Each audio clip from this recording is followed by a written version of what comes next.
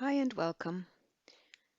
We're going to take a step back from learning the language directly and just wonder about what resources can I use to learn Tibetan.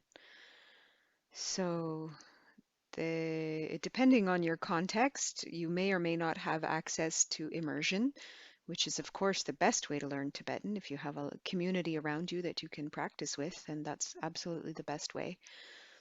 Or the next best thing is to have a tutor. And there are some great tutors available online at a website called Esukhia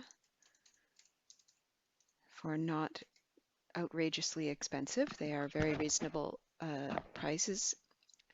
If you're in North America, you may have some issues with the time difference, but it's not insurmountable. It's not too bad. But Esukhia has wonderful tutors. So if that's the route you go, more power to you. But first, we're going to have a look at some of the resources that you can use with or without a tutor. So if you are just studying by yourself out of curiosity and you don't even know if you'd want to get into the language yet, or perhaps you are suffering from crippling shyness, you don't want to try Tibetan with anybody, you just want to see what it's like. So we'll look at those options first. So one thing to understand is that there are I'm categorizing them as sort of three main categories of learning materials that you can find. One is mainly for modern Tibetan, which is, I guess, what I will call the Tibetan that is evolving outside of Tibet.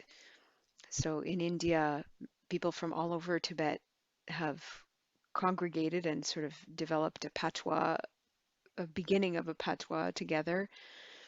And that is what I would, generally speaking, call modern Tibetan. Then you have what continues to be spoken within Tibet as kind of the most central and popular dialect. So this, I guess, the central dialect of Tibetan. So I'll just use shorthand and call it Central Tibetan. So this is the Tibetan that you would hear around Lhasa. So this does not include other dialects like Amdo and Kam, which do have some key differences, and there are some texts available out there, but they are more difficult to find. You're much more likely to find books and audio out there that will have a more sort of a central Tibetan bias to them. And the reason I make a difference here is that, when you have one book versus another, some of the books are really much more noticeably centered on this Central Tibetan dialect. So much more honorifics tend to be used, especially in Lhasa. And so that's one key difference. So I'll be separating the resources in case that's something of interest to you. Personally, I try to learn both in parallel just because you don't know who you're going to be speaking to. So it's very common that you will encounter both variations. And then a third category I'll talk about is just building your Dharma vocabulary, because many people who learn Tibetan, they're learning Tibetan because they are interested in Buddhism. So Dharma Tibetan, I guess we can call it Dharma vocabulary building. So in general, what I will say is that the best way to learn any language is two steps. First, you need to build a simple syntax and vocabulary. Oops.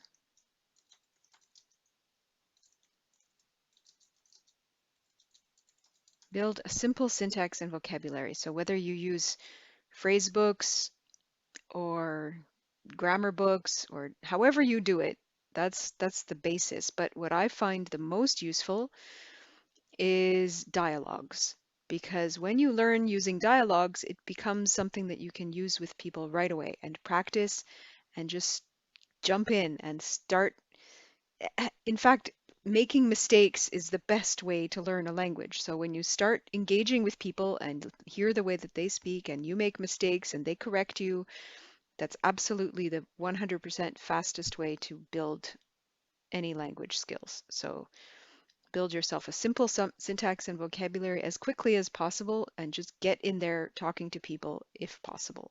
Or talk to yourself, make your own audio tapes, uh, teach yourself on audio, which is a little bit what I'm doing in a sense with these videos. It's just kind of explaining to myself so that I can listen to back to what I'm trying to explain and then gain some confidence in my language building skills. And I've definitely found that as I'm doing this, more logical connections are being made and more clear ideas are forming. So it's an extremely useful exercise.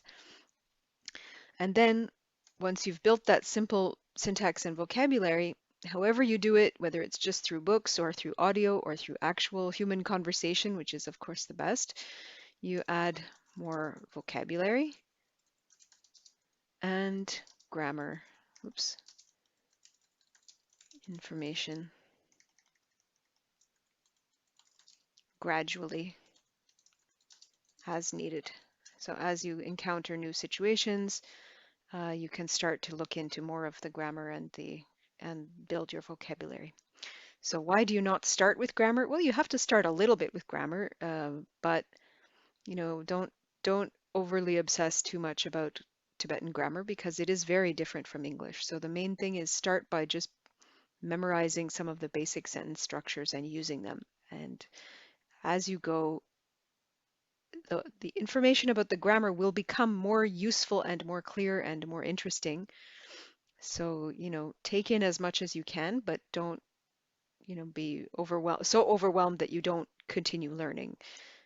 Just work on mastering existing sentences that are translated correctly and that you can use with confidence. And the finer points of grammar and vocabulary will come as you progress.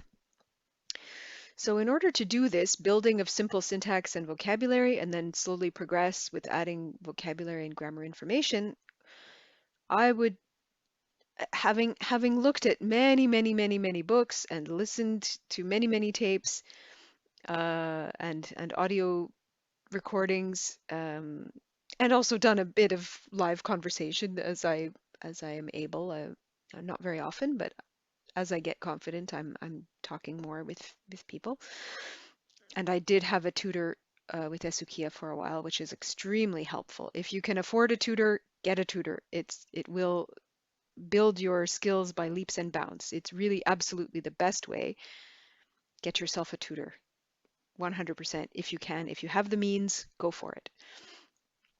And either way, I recommend for Modern Tibetan to start with dialogues that have translations and audio. So with translations.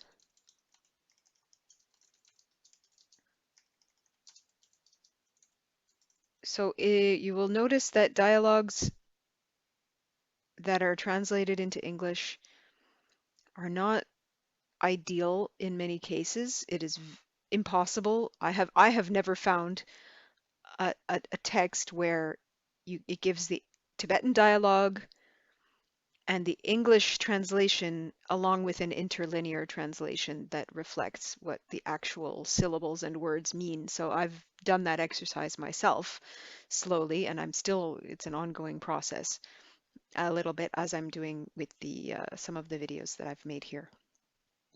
But there are good translations, and it forces you to then break it down, which is a really good exercise. It's, redoing the English translation yourself is part of the whole challenge. So I will also talk a little bit about the resources that you can use to do that. But at the beginning, if you just learn the sentences whole cloth and then later on start to build up the understanding of the mechanics of it and the sort of looking under the hood about all of the meaning of all the syllables, that's great. It depends on your preferred process. So dialogues with translations and audio that are very accessible and have good sound files, easy to follow. The first thing that I would recommend absolutely is a text called Colloquial Tibetan, and it's by Jonathan Samuels.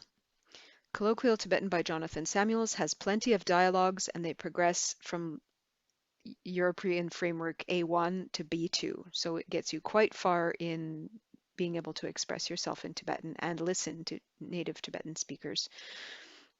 And then if you make your own audio tapes of the dialogues and, you know, write them out and do the exercise of trying to recreate your own translations, that means that you will automatically be practicing reading, writing, speaking, and listening, which is the most effective way to learn any language. The next one, once you master Colloquial Tibetan, there is another great collection of dialogues, which is called Advanced Tibetan Dialogues by Thupten Jinpa. And that also has audio available, so you can follow along. It doesn't have a glossary, but it does have an English translation, so you will be able to do the exercise of, you know, looking words up that you don't recognize and doing a more detailed translation by yourself in parallel. If I ever get to that point, I will also do that on the videos as well. So those are the two that are sets of dialogues with translations and audio. And then there are a number of texts that I can recommend that have many written dialogues with translations, but they either have no audio or I have not been able to get a hold of the audio. Just being in North America, you know, some are, you know, theoretically available at the Library of Tibetan Works and Archives, but they will not send them, or, you know, nobody has gotten me a copy yet. And during COVID time, nobody is traveling, so not much chance of me picking one up myself at this point right now. So written dialogues with translations. So one good book that is introductory, so if you're a beginner and you know how to read Tibetan and you know how to pronounce Tibetan and you can make your own audio, then absolutely go ahead and use these suggestions. So Speak Fluent Tibetan. These three books that I'm mentioning here, these are all available on in the Google Play Store. So that's an easy way to find them. Speak Fluent Tibetan. And there's another one called Speak Tibetan the Tibetan Way, which has a lot of dialogues, great, you know, lengthy dialogues with good English translations and English vocabulary, just no audio that I've been able to get a hold of. Then finally, as we were talking about this idea of adding more vocabulary and grammar information, this last one called The Heart of Tibetan Language has dialogues, but also a more comprehensive look at vocabulary. So once you've got some of these structures under your belt and you are comfortable with Tibetan, I think at that point, looking at some of the grammar details will really start to help fill in the gaps in your understanding as you've built your language skills. Then, as I mentioned, those are all for, well, modern Tibetan. I mean, there will be some elements of Central Tibetan in those as well. So honorifics, and you know, it's not independent of Central Tibetan. It's just that the ones that I point out next will be specifically more focused on Central Tibetan. So the dialogues with translations and audio that are more focused on Central Tibetan dialect.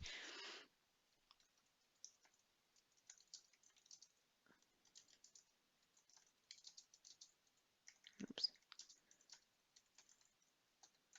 The first one is Manual of Standard Tibetan Language. Whoops. and civilization. And that is a text that has dialogues and also stories and also just information about Tibetan culture. It does have English vocabulary and translation, and there is audio with it as well. So very useful. And the other one is a small book called Textbook of Modern Colloquial Tibetan, which also has many dialogues and audio. No vocabulary, but it does have an English translation. So similar to the earlier ones, you can work on building your own translation from that as a learning exercise. Then if you are Buddhist or interested in Buddhism and you want to build your Dharma vocabulary, you have to think of it as essentially if you know English well, you have to understand that many Dharma texts are written in a language that is a bit like if you were studying, let's say you were studying the Bible, but studying it from Chaucer's time. So it would be an English from, 400 or 500 years ago, 600 years ago, and it's exactly the same in Tibetan. This is a language that, the vocabulary may still be somewhat the same, but it's a very specialized vocabulary and it's an ancient vocabulary in the sense that it's hundreds of years old. So learning modern Tibetan will not automatically give you access to all of the Buddhist texts, to understanding all of the Buddhist texts and prayers and things like this. So talking about Dharma topics involves a very specialized vocabulary and syntax. So to get into this with the idea of being able to communicate with, let's say, monks and nuns and other Buddhist practitioners about Dharma topics, that's what I'm talking about here, because there are many books out there for learning classical Tibetan as just sort of a written text only. If you want to study Dharma text, I'll maybe make another video about that sort of thing. But for myself, I'm focused on being able to interpret spoken Tibetan. So building Dharma vocabulary to be able to interact with people who are talking about Dharma.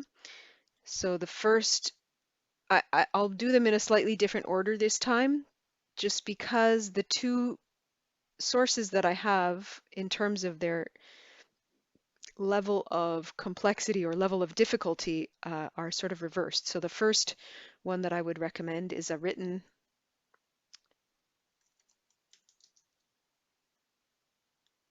Oh, sorry, I skipped ahead a little bit. I'm going to go back here just for a moment because I did have one that was a written only book here, written dialogues.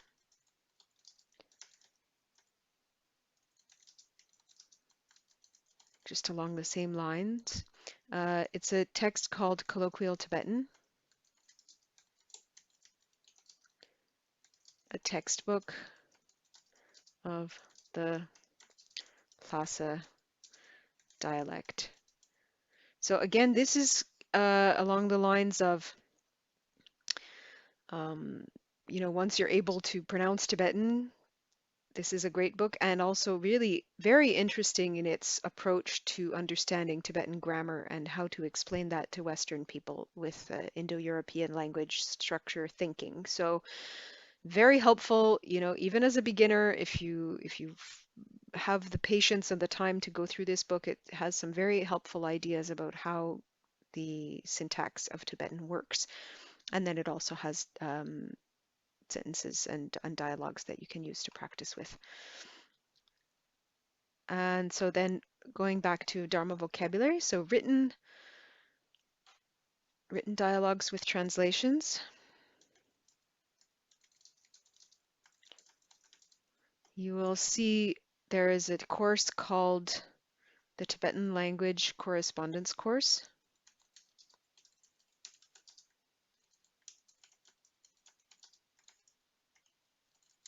And that is the text that I've been using to inspire my videos so far.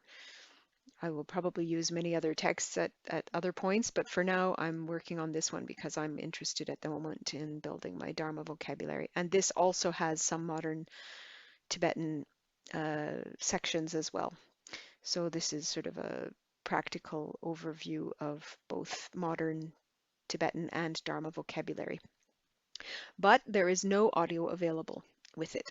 So that's why I've put this one first, because it's slightly more accessible to beginners to start here if you want to start learning Dharma vocabulary.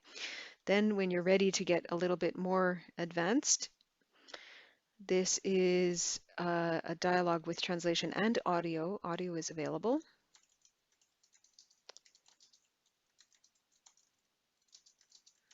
And it has a glossary, it has vocabulary lists for each lesson. It's quite comprehensive, but it is also, as I say, rather advanced. So this one is called Lectures,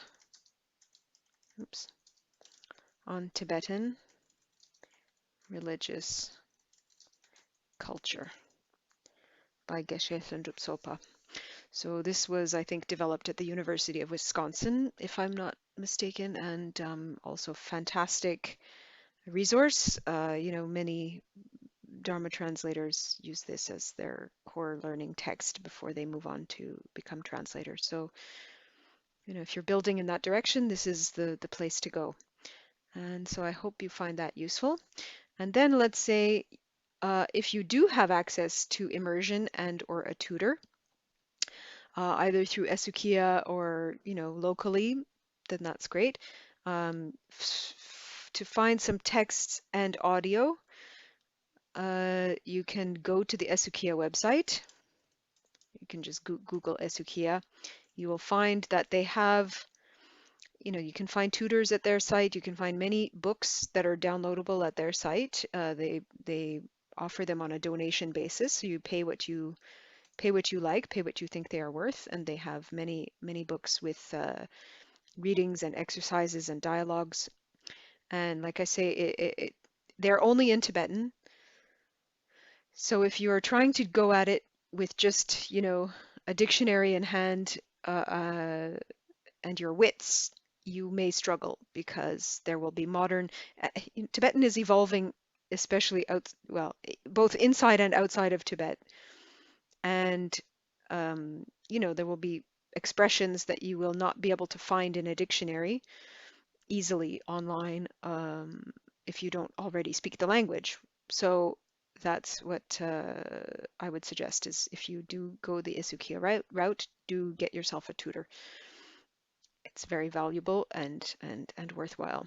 And then same idea, you can supplement that work with the they have many children's books available at the Central Tibetan Administration.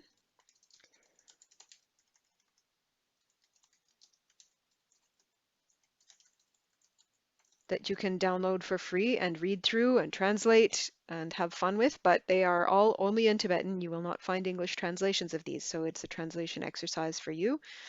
And once you're able to understand Tibetan a little bit better and navigate the website, you will find them. Or if people request, I can share the links to some of the pages that have those. But it's part of your learning experience to explore these. And then for giving yourself some further translation practice, especially if you have a tutor who you can ask questions to, will be most helpful, is the Study Buddhism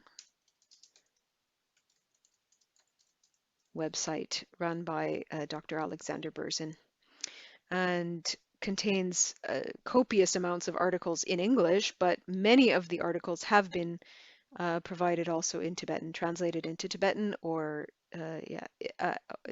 in fact, I think there are many dozens of languages that it has versions of in the website. Not all of the articles have been translated into all of the languages, but it does have a good number of English articles that have been translated into Tibetan, and so you can do a comparison.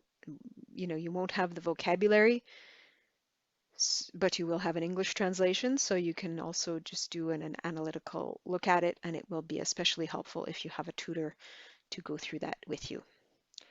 So I hope you found this list useful. Let me know in the comments if you find them useful, if you're having difficulty finding them, or if you're looking for further ideas, or if you have other approaches and suggestions, then by all means, go ahead and leave those in the comments. Thank you very much.